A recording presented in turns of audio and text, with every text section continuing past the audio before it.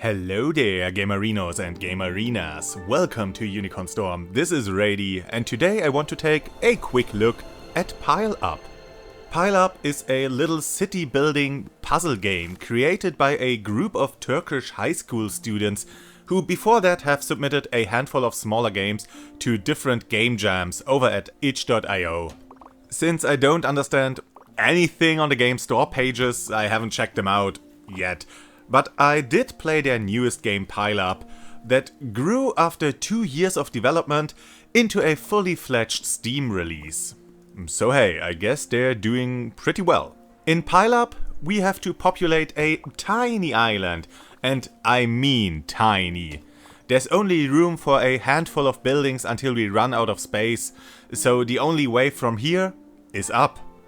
So instead of building a sprawling city, we have to build a cramped amalgamation of a town, consisting of fused together buildings growing out of each other, stacking higher and higher in ludicrous ways. Fire hazards everywhere, barely functioning heating and electricity. It's evolved from randomness and necessity, and it looks marvelously beautiful.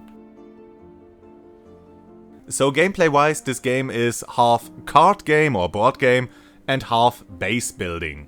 It's not really a town builder, it just dons the look of one. Every turn you receive a somewhat random collection of buildings, kinda like drawing a random hand of cards, that you have to place on your little island before you move on to the next turn. Your goal is to survive long enough until your town reaches a certain population. Most buildings you place increase your population, but also come with some requirements, like the ones for electricity, water or heating, and not satisfying these demands leads to people becoming unhappy, and they may even die after being neglected for too long.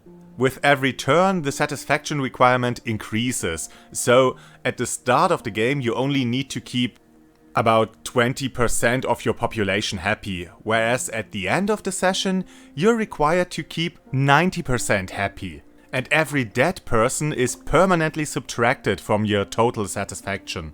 So, not meeting your inhabitants' demands early on can really screw you over later down the line. So, just build the demanded facilities all the time where they're needed, right? It's not that easy. First, since your hand is more or less randomized every turn, you don't always have the required buildings available when you need them.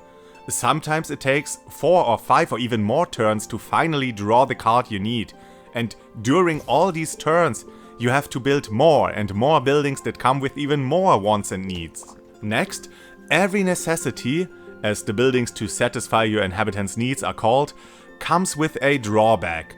Generators and heaters can't be built too close to each other or they'll cause an explosion. Your water tank destroys any building below it and by that itself, except for a handful of solid buildings like steel platforms or certain statues.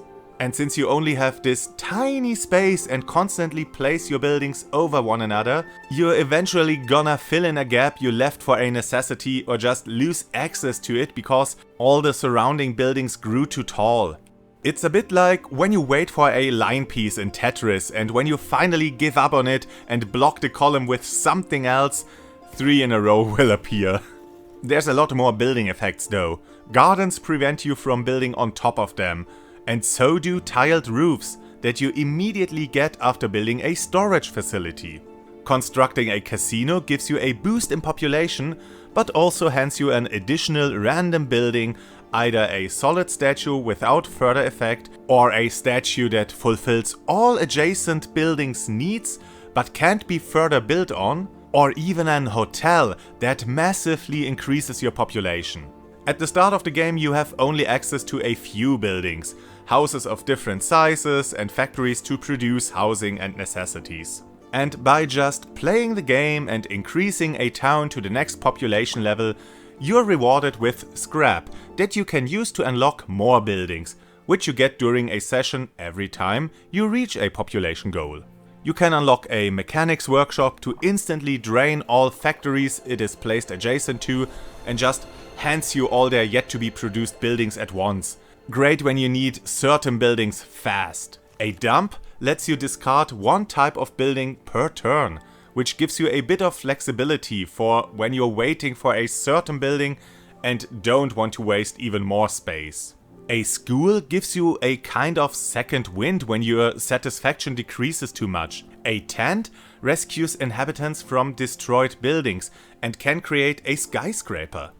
A nightclub lets you ignore dead people in all buildings above it, and there's so much more. But it appears more strategic, or maybe tactical, I don't really know when to use which of those, than it actually is.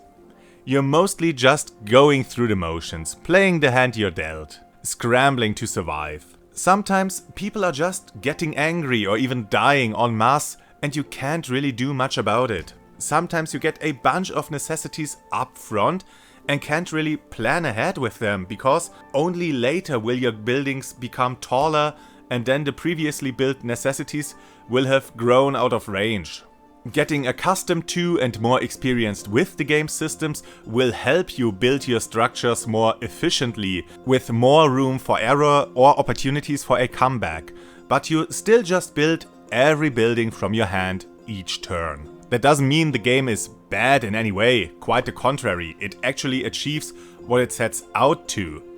This game wants to be relaxing and laid back, with just a smidge of challenge for good measure. Sessions are rather short, for a town builder or base builder that is, and your solution to any problem is just build more and unlock more buildings with each turn. Though some elements of this game could be improved. It would be nice to know what requirements a building brings with it, and at times it can be quite hard to see from the UI what needs are still unsatisfied. While there are symbols hovering over the affected buildings, as soon as you have a few more buildings on your island, they become less visible with all the other clutter, and you can't just highlight a specific type of need for more clarity. The same goes for seeing where you can place buildings after a playing field becomes, well, cluttered. A more flexible or free camera would help alleviate that problem, but for now we are stuck with a camera tied to the center of the island that we can only pan or rotate, but not really move around. It works for the most part, just sometimes it can be a bit cumbersome. The game can also be a bit mindless at times, but the really nice and intriguing visuals of your slowly growing habitation complex compensate for that.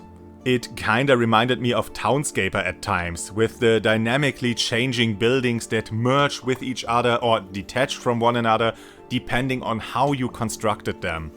€10 seems to be a fair price for what you get out of it, not a steal but also not outright robbery. The game is currently in early access and there's a small amount of jank to be found here and there, but aside from that the game is pretty much feature complete, with the promise of more island layouts looming on the horizon. A fun little game for those of us who play city builder or other building strategy games mostly for the creative component and not the actual management aspect. So if that sounds like you, give the game a try. But no matter what you're gonna do, have an awesome day. That's it from Rady, and I hope to see you again on the next game.